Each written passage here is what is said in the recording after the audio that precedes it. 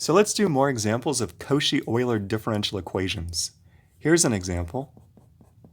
How about the differential equation x squared y double prime plus xy prime plus 4y equals 0? This is a Cauchy Euler differential equation because the powers of x match the number of derivatives in y in each term. So the solutions of this type of differential equation are of the form y equals x to the m power for some m. So if that's y, then the derivative y prime is m times x to the m minus 1. And the second derivative is m times m minus 1 x to the m minus 2. Okay, so I'll plug this form of the solution into my differential equation and solve for m. We have x squared m minus 1 x to the m minus 2 plus x times m x to the m minus 1 plus 4 x to the m equals 0. Now you'll notice that I have an x to the m in every term, so I could factor that out. And what remains is the equation m squared minus m plus m, so m squared plus 4 equals 0. This has complex roots. That's fine. So we see that m is equal to plus or minus 2i, where I is the square root of -1.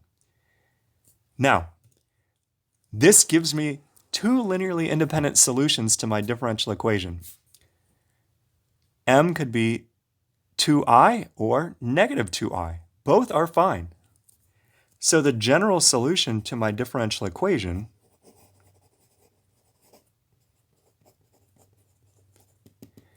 looks like y is a constant, c1, x to the 2i power plus c2, x to the -2i power. Now, technically, this is a complete answer, but in this class, I'm not going to like it when you raise x to an imaginary complex number because I don't think you understand what that really means. So I'm going to turn this into a function that you're more comfortable seeing, and I'd like you to do that as well. So in this class, I'm not going to like it if you have x to a complex power. So the way that you transform this into something that is more recognizable is using the exponential function. So what you do is you take this x to the 2i power and rewrite it as e to the 2i times log x power. This is because e and log are inverses, and because log x has the property here on the side, I'll remind you that if you have log of x to the m power, then this is m log x, so the exponents interact nicely with log, and e to the log x power is just x. So I used these two facts here to rewrite x to the 2i power in this form, and you could check that it's exactly the same thing using these two rules. The second term is c2 x to the I want e in log, not x. So e to the -2i log x. Perfect. Now I will use Euler's formula. Euler's formula says e to the it is cosine t plus I sine t. You should have seen this before in an earlier course, but if not, you've seen it before in our class. We actually used this in the first videos on Laplace transform. But nevertheless, you could prove this by expanding everything as a power series and verifying things match up. So I'm going to use Euler's identity to transform this as c1, and now this first term becomes cosine of 2 log x plus I sine 2 log x. The second term, since I'm running out of space here, I'm going to write a little bit below, is c2 cosine negative 2 log x plus I sine negative 2 log x. Now, cosine is an even function. So that means cosine of a negative is the same as cosine of a positive. So this negative sign doesn't do anything. I could change that negative sign to a plus if I want. And sine is an odd function, meaning I could take this negative sign and factor it out in front. If I do that, I can group all the terms that have a cosine in them, and then later group all the terms that have a sine in them. So if I do that, I will get c1 plus c2 cosine 2 log x plus c1 minus c2 I sine 2 log x.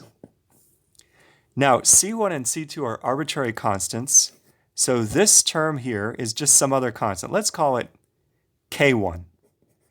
So I have k1 cosine 2 log x, and this term here is another constant. Let's call it k2. k2 times sine 2 log x.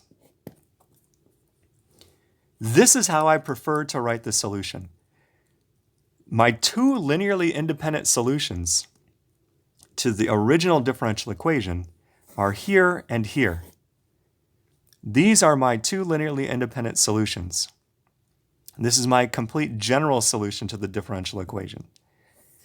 Now, in general, whenever you solve a Cauchy Euler differential equation and get imaginary roots, you could follow this procedure and discover that you get cosines of logs and sines of logs. So let me write down what happens in general, and it's okay if you don't go through this derivation every time. It's okay with me if you skip ahead and write down what I'm about to show you. So instead of doing the derivation, in general, if solving a Cauchy Euler differential equation of this form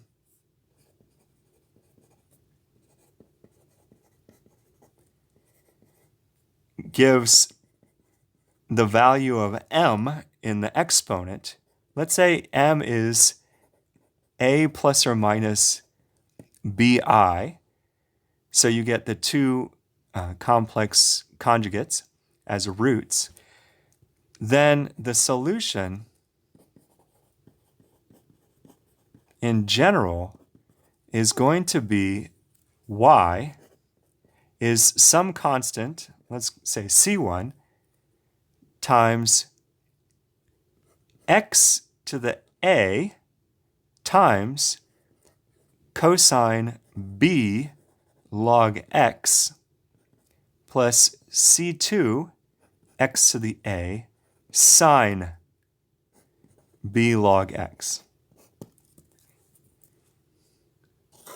So it's okay with me if when you're solving these, you jump from this step here down to the general solution. In this case, a was equal to 0. That's why I don't have an x term in front. Okay, wonderful.